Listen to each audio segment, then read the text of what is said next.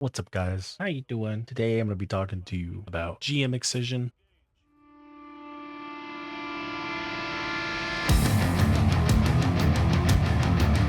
You don't know about this activity, it came out yesterday with Reset, and I'm just going to start this out. This activity is amazing, but if you want to hear the reasons why it is good or not good, continue into the video. And I'm sorry that the gameplay in the background is not the GM version, because when I did it there were a lot of error codes and other things. I didn't want to take any chances on recording it and it just not working or making the experience really bad for me personally. So we're going to hop right into it. What are the pros of this activity? Well, first off, 12 people. It is amazing to have a fire team so large. I feel like sometimes it can be a little crazy, but when your team is vibing, cycling supers, and moving as a large team, it was one of the best feelings in Destiny. And even with LFGs, with how hard the enemies hit and the tankiness, it required some sort of roles. You needed DPS, but not only that, you needed supports and even a tankish type role. I know when me and my brother did it, we did Ursa Furiosa cycling, which was kind of guiding the whole team to go one direction and provided a huge barrier so that my teammates wouldn't get one shot or they would actually be able to move through these areas, because as Void Titans we were applying overshields and blocking damage that was coming our way. It was fun to be kind of that tankish support role that you don't really get to do in most other content in the game. So what I'm saying is that it allowed the team builds to really shine, and by team builds I mean things that just purely support your team or lift your teammates up, whether to do damage or to be able to move around the map. It was just a fun experience. And honestly, in a lot of other activities, including most raids, you kind of feel like you're focusing on your own success in a way, but in this you wanted to make your team as a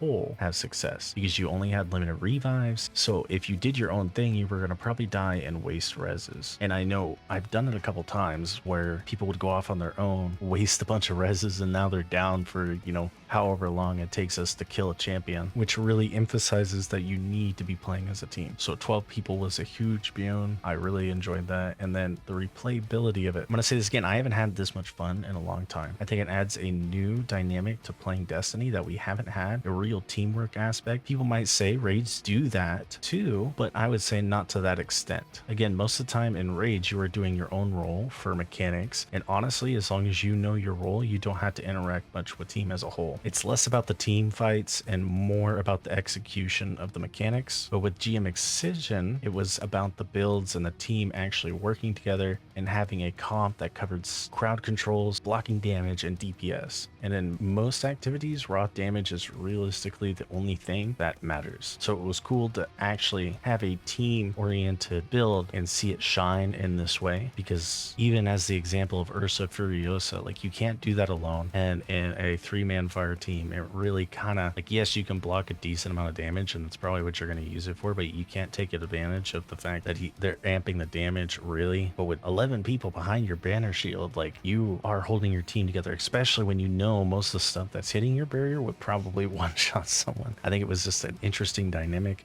and I can't wait till they either expand upon the 12-man idea and refine it. Now, the cons, there are a few cons. The error codes and the network stability. I know there was a lot of strain on the connections in this mode because of the sheer number of people and the abilities and the enemies, but hopefully Bungie is listening to feedback and looking at the performance of this activity and are trying to figure out how to make this 12-man thing work for other things and other activities, because I think if error codes and network stability gets ironed out, then this could be something amazing that they expand upon in the future. Now, onto the second point of cons, the second room is not fun because you don't have your supers. In the first room, you're really taking advantage of supers and setting up the rest of your team, but as you go into the second room, you don't have supers on GM, which is weird because normally you do. I don't know if it's a bug or intentional, but the encounter really put a hindrance on the whole activity. I know the point is to have transcendence and to be spamming it because there is a debuff that removes supers, but it just feels weird, and I didn't enjoy the second part as much as I enjoyed the first. And I don't know if there really is any other encounter in the game that takes away the ability to use supers except this one and some of the Lightfall campaign, which really was there to force you to use Strand, which again, I think this encounter was to force you to use Transcendence. But for those that had builds that weren't prismatic, because you wanted to use a super that wasn't present on prismatic for the first part, and you get to the second part, you were kind of forced to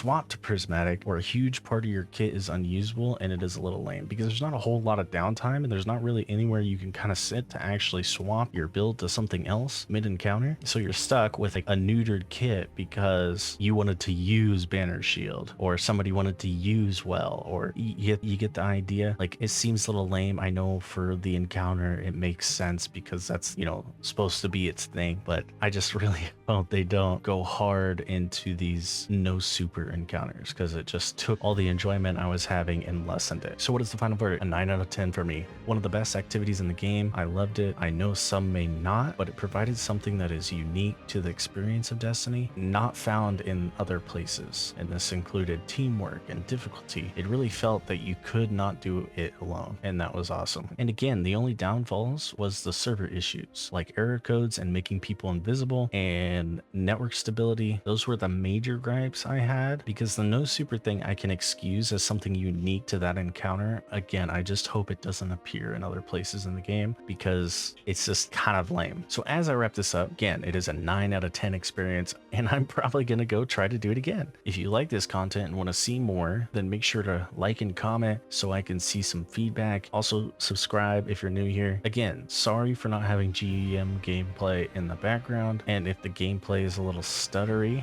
network issues are a pain, man, and I'm sorry. See you guys later.